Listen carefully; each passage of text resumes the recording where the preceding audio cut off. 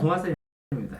고등학교 학생들 이렇게 수시하고 정시 보는데 에, 정시는 이제 모의고사 점수로 하는 거잖아, 그제? 근데 수시는 이게 논술이 있고 그 다음에 교과 전형이 있어. 교과 전형은 이 성적만 가지고 하는 거야. 교과 전형. 그 다음에 종합 전형이 있어. 종합 전형은 성적표에다가 자기소개서를 쓰고 심층 면접을 해요. 그러니까 성적만 하는 시골 애들은 성적이 좋잖아. 그러니까 뭐 시골 애들은 교과 전형을 더 많이 하겠지. 그다음에 도시 애들은 이 시골보다는 더 빡세잖아, 경쟁이 솔직히. 그러면 내신이 얘는 1등급인데 얘는 2등급인데도 불구하고 종합 전형으로 써서, 그죠? 자소서 쓰고 면접을 하면 이 종합 전형이 유리하겠잖아. 그 다음에 예를 들어서 생각해봐라. 특목고 애들은 3등급 애들이 이 교과 전형 에서 1등급 애들보다 실력이 좋거든. 그러면 얘네들 종합 전형 쓸 거 아니야, 그지? 근데 교과 전형도 종합 전형도 둘 다 뭐를 바탕으로 하냐면 어떻든 내신 점수 기본으로 하고 플러스 여기다가 자소서하고 면접을 하느냐, 아니면 그냥 이렇게 내신 점수로만 하느냐, 이 차인데 내신 점수를 기본으로 하는 거잖아. 근데 내신 점수가 떨어지는 애는 그러면 논술 전형을 하거든. 그럼 논술 전형에서 내신 한 등급 차이가 어떤 대학은 5점 차이 나고 어떤 대학은 2점 차이 나고 어떤 대학은 10점 차이 나고 그러거든. 총점에다. 근데 어쨌든 논술로 하면, 자 이러면 교과 전형보다 종합 전형은 한 등급 1.5등급 정도 복구를 하거든. 근데 논술 전형은 한 3등급 정도를 복구를 해요. 쓰면, 열심히 쓰면. 이해돼? 그러니까 3등급하고 6등급하고 그냥 같이 경쟁할 수 있다고. 근데 논술 전형 100%도 있어요. 아무것도 안 보고 논술만 보는 대학. 정말 아니죠. 그게 연세대예요, 연세대. 예를 들어 뭐 연세대하고 무슨 대하고 무슨 대하고 100%야. 또 어떤 대학은 내신 비중이 적어요. 논술로 충분히 극복이 가능해요. 그렇기 때문에 수시를 6개를 쓰잖아. 정시는 3개를 쓰거든. 가나다군으로. 가군, 나군, 다군. 이렇게 그냥 대학을 나누는 거야. 서로 겹쳐서 한꺼번에 하면 중복이 너무 많이 되니까. 그래서 3개를 지원할 수 있고 수시는 6개를 지원할 수 있어. 근데 6개를 지원하는데 실제적으로 내신이 이게 낮잖아? 그러면 당연히 그거라고. 논술밖에 전형이 없어, 갈게. 근데 문과는 사실은 한 150대 1, 200대 1 이 정도 되는데 실제로 논술을 제대로 어느 정도 배워갖고 오면 한 15대 1 정도 경쟁률이거든. 근데 실제적으로 15대 1인데 이거를 이렇게 쓰는 걸 연습을 간절하게 하는 아이는 5명 정도 돼. 그래서 5대 1 정도 돼, 실제로는. 5대 1. 근데 생각이 많은 애들 있잖아. 답답하게 막 이것저것 생각 많고, 예를 들어서 속으로 자기 생각 계속 많이 하는 애들은 이거 쓰면 어느 정도 도움이 되지 않을까 이렇게 생각해. 그래서 한번 설명해 주는 거야. 논술이 뭔가. 자, 이렇게 인문계 논술이 있고 자연계 논술은 완전히 달라요. 뭐가 다르냐면 자연계 논술은 이과 논술로 되어 있으면 여기는 수학의 본고사나 수학과학 본고사나 마찬가지야. 그러니까 무슨 얘기냐면 수학 서술형 문제를 어려운 문제를 푸는 거야. 길게. 이것도 과학도 그걸 응용해가지고 푸는 거야. 그러니까 이거는 수학과학 실력이 없으면 이거는 시작조차 못해, 자연과는. 그렇기 때문에 이거는 뭐 한 3대1 정도야, 경쟁률이. 근데 인문계는 답이 더 너무 뻔해. 자유, 평화, 뭐 경쟁, 주관과 객관, 자유와 평등. 이게 답이 너무 뻔해.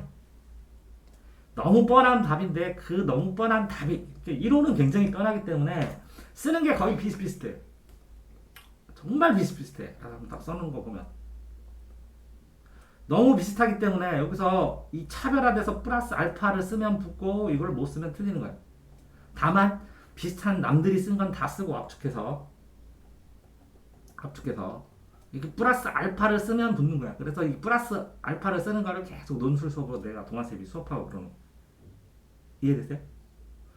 자, 그랬을 때 이렇게 그럼 논술 문제는 어떻게 푸냐? 이렇게 제시문을 줘요. 제시문을 뭐 4개, 뭐 6개, 뭐 7개 이렇게 제시문을 줘요. 그러면 이 제시문을 가지고 공통점 차이점을 찾아서 비교를 해가지고 요거에 대한 비교라는 걸 쓰는 거야. 근데 이게 다 이게 글쓰기랑 아무 상관없고 상관은 조금 있지만 비문학 지문 있지. 비문학 지문. 국어 모의고사 보면 비문학 나오잖아. 그 비문학 지문처럼 비슷하게 쓰는 거야, 자기가. 그러니까 답이 거의 비슷해. 아이들이. 자, 이거면 논제는 논리적인 주제예요. 주제. 그러니까 논리적인 주제. 문제 내는 거. 논술에 문제 내는 거 답 쓰세요. 그런 뜻이야. 그래서 가 이렇게 내놨어. 그래서 이렇게 읽었잖아, 이게 학생이. 근데 이걸 읽는 방법은 요거는 읽는 방법은 30% 정도는 다 지워야 돼. 자기가 뭐라고? 요거는 없어도 이 내용이 통한다 하는 거 지운 다음에 그럼 나머지가 한 60% 70% 남잖아. 요 70% 남은 것 중에서 골라요, 단어를. 중요한 거를. 그런 다음에 요거보다 이게 더 중요하겠다. 이렇게 또 골라요. 그런 다음에 이런 단어들을 나중에 문제가 이렇게 쭉 나오거든. 그러면 문제에 따라 이렇게 답변을 해야 돼. 요 구절의 답, 요 구절의 답, 요 구절의 답 이렇게. 이 문제의 구절이 답의 구조고 채점 구조고 글자 수의 구조야. 개수로. 그래서 요 단어들을 여기에다 써야겠다. 이 단어는 여기다 써야겠다. 여기다 써야겠다. 여기다 써야겠다. 이렇게 다 여기다 근처에다 써보는 거야. 이렇게 단어를 쓴 다음에 요거를 단어를 이용해 가지고 플러스 알파로 자기 생각이나 자기 경험 이용해 갖고 여태까지 배운 거 이용해서 답을 써주면 돼. 근데 요거를 요점 정리를 하다 보면 비문학이 굉장히 많이 늘어요. 영어도 늘고. 자, 그렇든 어쨌든 여기에서 이렇게 정리를 했어요. 이 학생은.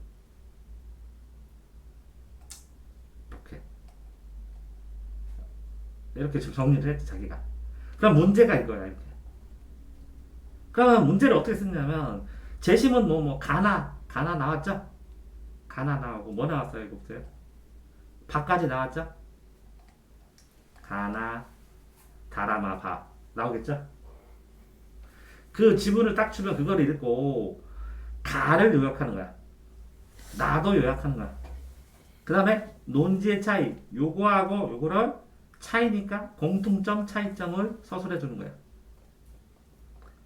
항상 공통점, 차이점을 둘 다 논해줘야 돼. 공통점, 차이를 논해라. 그럼 공통점을 조금 논해준 다음에 차이점 논하고. 비교해라. 그래도 공통점, 차이점 얘기해줘야 되고. 논술이라. 그럼 1번이면, 봐봐. 이게 40점이면, 요게 10점이에요. 가 요약했나. 나 요약했나 10점. 공통점 10점. 차이점 10점. 글자 수도 요게 600자 정도 되잖아. 그러면 이게 300자. 요게 700자니까 요게 300에서 400자. 그 정해져 있어. 왜? 채점지를 만들 때 이렇게 나오니까. 자, 그러면 요게 뭐라고? 150자. 요거 150자. 요거 뭐라고? 200자. 150자. 요거 200자. 이렇게 쓰는 거야. 2번 문제도 바의 관점을 사설하고 이를 바탕으로 바라말을 분석해. 간단하게 요약 분석해. 그 다음에 요 과의 관점으로 요거를 평가해. 이렇게 3단계로 되어 있어요. 그러면 이 관점을 서술하는 게 20점. 요거를 요약하는 거. 요게 20점. 그 상황에 따라 평가하는 거 20점. 이렇게 돼요. 글자 수도 요거는 한 300자. 다라마 요약하는 거 300자. 그 상황으로 평가하는 거 400자. 이렇게 써주는 거예요. 쓰는 방식도. 근데 이제 아이들이 다 뭐는 잘하냐면 이 간단하게 요약하는 건 잘해. 근데 이 비교해가지고 요거를 평가하고 비교하는 거. 이걸 공통점 차이점으로 잘 이렇게 비교하는 거. 요게 이제 어색해. 왜? 사술형 답안지 그걸 안 써봤으니까. 이게 서술형 답안지만 쓰면 되는 거예요. 그래서. 근데 문제는 여기에 나와 있는 내용을 얼마나 잘 이해해가지고 요거와 관련된 윤리와 사상이나 생활과 윤리 보면은 거기에 나오잖아. 무슨 이론, 기능론도 나오고 사회문화의 갈등론도 나오고, 그지? 사회문화도 이렇게 나눠가지고 예를 들어서 뭐 개인적, 실질적, 명목적 이런 거 나오잖아. 그다음에 여기 평등도 상대 절대적, 그지? 절대적 평등 나오면 상대적 평등 나오고, 그죠? 형식적 평등 나오면 실질적 평등 나오고 그러잖아. 이런 걸 이용해가지고 다 써줘야 되는 거거든. 요 이론을. 요 기본 이론을 요거랑 맞춰서 찾는 걸 힘들어해, 애들이. 거기다가 이 기본 이론이 실제적으로 사회 현상에서 나타나가지고 우리가 들을 수 있는 것들, 많이 들을 수 있는 것들을 나오거든. 현실적으로 뭐 신문 기사에 나오고, 요런 거 플러스 알파 동원해가지고 이게 이런 내용이고, 이거에 대해서 내가 이렇게 얘기하는 사람도 있고, 이렇게 얘기하는 사람인데 나는 이런 이유로 이렇게 생각한다. 이렇게만 써주면 되거든. 근데 요거를 좀 힘들어하지. 됐어요? 쓰는 거? 자, 그러면 그걸 가지고 배우는 학생이 그러면 어떻게 답을 썼는지 한번 보시면 이렇게 써요. 이렇게 써 있어요. 자, 이거 플러스 확대해야 되는 게 여긴가? 글자가 더 커 보여야 되는데. 자, 이거 보시면 내가 뭐랬어 아까? 가와 나를 요약하고, 가와 나의 뭐라고요? 공통점 차이점을 해줘야 되잖아. 맞죠? 그러면 가와 나를 요약하는 거는 이만큼 하니까 잘했어요. 점수 비중이. 근데 이게 너무 적죠? 왜? 공통점하고 차이점을 쓰고, 이거에 대한 내 생각, 공통점 차이점에서 오는 내 생각을 써줘야 되는데, 분량상으로 이해돼요? 이거 10점, 이거 10점, 이거 10점이라고 친다면, 그죠? 이거 10점, 이거 10점이면 이거 20점이잖아. 근데 너무 적지, 양이. 그러니까 이거 양을 더 늘렸어야 되는데, 학생이 이 문제 구조 분석을 하면서 가와 나를 요약하고, 그죠? 요거에 대해서 이 가나를 비교해서 써라 그랬을 때 여기에 차이라고 쓰니까 차이만 쓴 거야. 공통점도 쓰고 차이점도 쓰고 요거에 대한 내 생각도 쓰고 이렇게 써야 되겠네. 플러스 알파로. 됐어요? 자, 요 가는 첫 줄로 보면, 자, 개인이 권력기관 감시 대상이고 이는 침해라고 느끼지 않는다. 느끼지 않으면 문제 삼지 않는다. 권력기관이 감시해. 근데 이걸 침해라고 느끼지 않으면 문제 삼지 않는다. 자, 요거는 현대 정보사회에서 개인은 권력자의 감시한다. 권력자가 만인을 감시한다. 요거는 느끼지 않는다. 그지? 이거는 느낀다. 그러면 느끼지 않는다. 느낀다.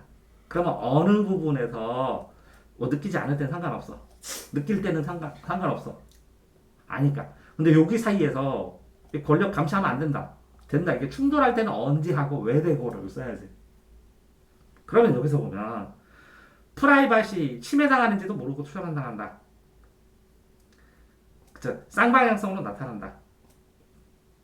그죠? 그러니까 우리 개인정보를 감시당해도 뭐 맘대로 하라고, 내 정보 쓰라고 하면 상관없어. 근데 그래 쓰지 마 하면 상관없어. 근데 나도 모르는 사이에 쓰고 있어, 상대방이.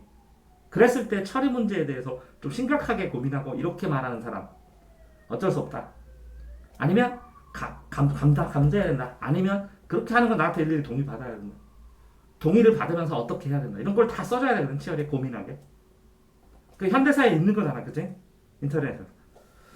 근데 실제적으로 가를 썼어. 그러면 이게 어떤 의미일까, 이렇게 침해라고 느끼지 않을 때. 그러면 이거는 침해라고 본인이 느껴야 돼. 심각한 문제라는 걸 느껴야 돼. 이거는 뭐라고? 현대정보사는 개인의 권력자 감시, 한 개인의 권력자가 만일을 감시한다. 한 개인의 권력자가 만일을 감시한다. 그치? 그러면 여기에 이렇게 감시하는 거는 필요하더라도 여기에서 전제 조건들을 실어줘야 돼. 이게 있어야 된다고. 감시하려면 이런 건 있어야 된다, 적어도. 그러니까 이것만 써주는 게 아니라 이거에 대해서 네 생각 해봐. 이것만 써주는 게 아니라 이거에 대해서 내 생각 알파 그렇게 해줬어야 여기서 충돌됐을 때 본격적으로 이게 안 됐다는 거잖아. 그지? 이 알파가 안 됐으니까 문제가 되니까 이걸 논해주고 이 알파가 안 됐으니까 문제가 되는 거잖아. 이걸 논해주고 그러면 이제 감시를 하고 인터넷 상에서 그죠? 정보 개인과 집단 개인과 집단 사이에서 정보를 자 개인이 집단이 CCTV로 다 찍었어 개인을 그러면 내 CCTV 이거 제공해달라 그러면 제공해줘? 안 해주잖아. 그럼 내 정보 그거 지워라. 그럼 또 안 지워주잖아. 그러면 그 기준을 명확하게 마련해야 된다는 거지. 왜? 프라이버시를 위해서도 그렇고, 그죠? 개인의 인권을 위해서도 그렇고, 그 다음에 그 집단의 필요성이 있더라도 그 필요성의 한계를 명확하게 적어놔야 되잖아. 그런 다음에 이거를 사람들이 개인이 인식하고 이걸 가지고 이게 어긋나면 내 거 지워라. 나 감시하지 마라. 이렇게 얘기할 수 있어야 된다는 거지. 그지? 그걸 써줘야 되거든, 흐름으로. 근데 학생이 이렇게 가만 썼어. 그러니까 왜 써야 되는지에 대한 생각을 써야 되는데 그게 없어. 뭐 있지만 명확하게. 이것도 왜 이렇게 해야 되냐? 그러니까 뭘 보완해야 되냐? 항상 빛이 있으면 어둠이 있는 것처럼 반대 측면 이렇게 돼 있으면 뭐가 필요한가를 써줘야 되거든. 이것도 이렇게 돼 있으면 뭐가 필요한가? 그러니까 요거만 쓰는 게 아니라 요거 플러스 알파를 조금씩 써서 요 플러스 알파에 조금 차이로 붙고 떨어지고 해. 근데 요거를 안 배우면 잘 쓰질 않아. 그래서 이런 걸 가르쳐 주는 거야. 자, 다음에. 근데 이제 이 학생은 지금 많이 배웠기 때문에 쓰는 구조는 알아. 근데 분량상으로 바에 대해서 쓰라고 했어. 기준을. 그죠? 그 다음에 다바라를 쓰라고 했어. 뭐? 라, 마를 쓰라고 했어. 근데 이 학생은 바의 기준을 쓰고 다 하고 라의 기준을 쓰고 바 하고 그죠? 또 마의 기준을 쓰고 바 하고 이렇게 바의 기준을 이렇게 참 살펴보면 다의 기준 쓰고 다 여기 조금 쓰고 다의 기준 어디 있어? 이렇게 바의 기준은 다 이렇게 한 번 딱 했어. 이건 잘했네, 그죠? 점수로. 그다음 바로 조금 쓰고, 요거 바로 조금 쓰고, 그다음 바로 이렇게 정치를 하고. 그러니까 바로 요거 얘기하고, 바로 이거 얘기하고, 아마 이렇게 한 것 같아. 마 얘기한 다음에 바 이렇게 전체적으로. 그럼 나쁘진 않아. 아까도 얘기한 것처럼 바의 기준 밝히고, 그다음 어떻게 써요? 여기에서 그 다라마 가나는 했으니까 다라마 정리하고 요걸 가지고 바의 기준으로 적용해가지고 하나씩 이렇게 살펴봤어야지. 근데 요거를 짝져서 다바 라바 마바 이렇게 봤다는 거네 이 학생은. 그죠? 그러니까 쓰는 방식은 맞았어. 이렇게 맞았어. 분량도 어느 정도 적당하게 맞았고. 그러면 이 총결론은 뭘까? 그리고 치료 목적 윤리에 대해서 살펴봐야 한다. 그러면 이거를 치료 목적 윤리에 대해서 본인이 구체적으로 그냥 틀려도 손가락 저기 봐봐. 이게 안 보잖아 손가락. 이런 것처럼 손가락으로 구체적으로 뭔가 여기다 밝혀줬으면 살펴보려면 자기가 살펴봐야지 교수한테 살펴봐야 한다 이렇게 하면 안 된다는 거지. 자기가 나름 생각 쓰면 되죠. 틀리든 맞든. 그래서 바에 대한 생각으로 여기에 쓴 거고 라에 대한 생각으로 로봇 이것도 쓴 거고 마에 대한 생각으로 여기에다 쓴 거고 이렇게 되네. 근데 이제 이렇게 써버리니까 이런 구조로 써버리니까 다로 쓰고 라로 쓰고 마로 썼어. 그러면 다를 가지고 요 바를 기준으로 해서 장단점을 살피고 라를 가지고 장단점 살피고 다라 마를 가지고 장단점을 살피고 물론 이 기준으로 그 다음에 이 단점들을 보완할 수 있는 것도 알파로 다 쓰고 그래서 요 다라마가 전체적으로 의미하는 것도 또 총 정리해서 쓰고 이렇게 구조를 써도 되고 이게 쓰는 구조들이 굉장히 여러 가지예요. 쓰는 구조가 다를 살펴보고 휴대폰을 끄고 난 후 어둠 말고 아무것도 없는 그 꿈에서 잠을 탈출해야 된다. 항상 이 휴대폰을 안 끄면 전자사에서 이탈된 게 아니잖아, 그지? 우리도. 그러면 이 휴대폰을 끄면 위치 정보가 이제 노출이 안 되는 거지. 그런 것부터 해가지고 여기서 플러스 알파로 자신이 삶 속에서 느끼는 것들을 좀 써주면 요 내용뿐만 아니라 요걸 가지고 합격 불합격을 좌우하는 것이지 이 내용 정리는 이게 됐어 이제 기본 조건. 잘 쓴 거야 이거는. 요 두 번째 문제는 어느 정도. 근데 이거를 읽으면서 분명히 이 저기 뭐더라 제시문에 나온 내용을 여기다가 이렇게 다 썼어 이렇게 이거를 내용을.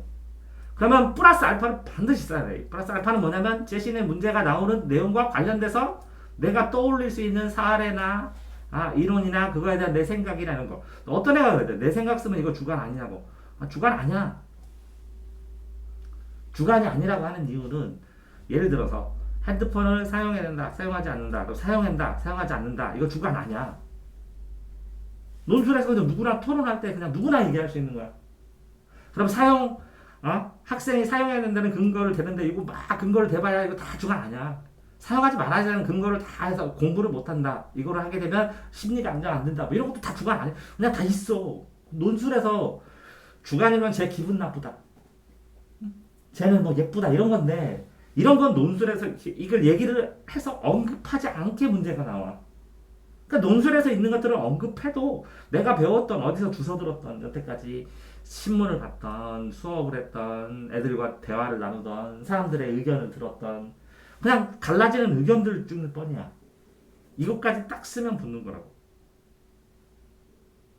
그래서 논술을 공부를 하게 되면 첫 번째는 이 문제구조 아까 문제구조로 답안구조로 지금 이 학생이 이제 훌륭하게 문제구조로 답안구조를 쓰고 있어. 문제구조가 답안구조니까 문제구조를 읽어서 답안구조를 쓰는 걸 배워. 그 다음에는 뭘 배우냐면 이 제시문에 있는 걸 요약하는 걸 배워. 이렇게 삭제하고 이렇게 요약하는 거. 그런 다음에 여기 중요한 걸 고르는 걸 배워서 요 문제 답안 구조를 아이가 분석을 할 때 보면 아까 이렇게 내가 문제 딱 나오면 다시 보면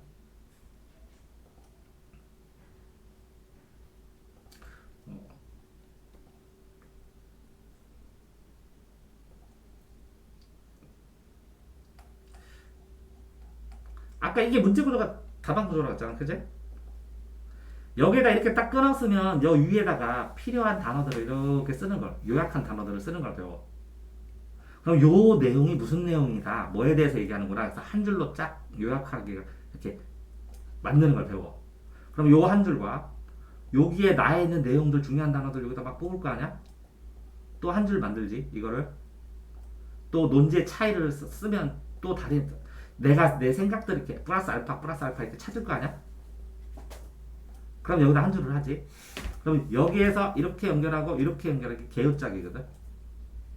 그러니까 문제 구조를 첫 번째로 배우고 두 번째는 이 제시문에서 중요한 단어를 뽑고 세 번째는 이거 개요짝이를 배워.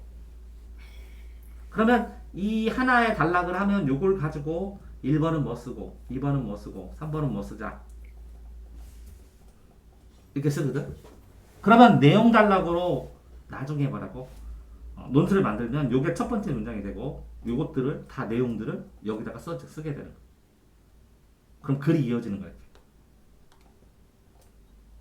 이해됐어요? 그런 다음에 네 번째로는 요 구조를 잘 짜는 방법을 배워. 그 다음에 다섯 번째는 여기다가 사이사이에 자기 생각에 플러스 알파를 넣는 법을 배워. 그럼 다 배운 거야, 논술을. 속성으로 배울 때는. 그래서 첫 번째 이 답안 구조를 배우는데 거의 한두 달 걸리고 요거 요약하기 한 달 걸리고 한두 달. 한 달. 요 개요 짜고 구조 잡는 게 한두 달 걸리고 그 다음에 플러스 알파를 걸리는데 몇 개월이 걸리는지 몰라. 그러니까 무슨 얘기냐면 한 달 수업에 한 4번이나 8번 수업. 그래서 한 달 뭐 배우면 요거에 10, 15, 20 최소 25번 정도 수업. 그러니까 25번 정도 수업을 하면 논술 전체를 어떻게 쓰는지 아이에 따라서 맞게 된다. 됐어요? 자, 논술 스크랩인데 지금 학생이 잘 썼어요. 그러니까 내가 전체적인 구조로 크게 틀로 보는데 어느 정도 이제 답안지를 쓰니까 이제 현장에서 답안지를 보고 첨삭을 하고 그 다음에 뭐라고요?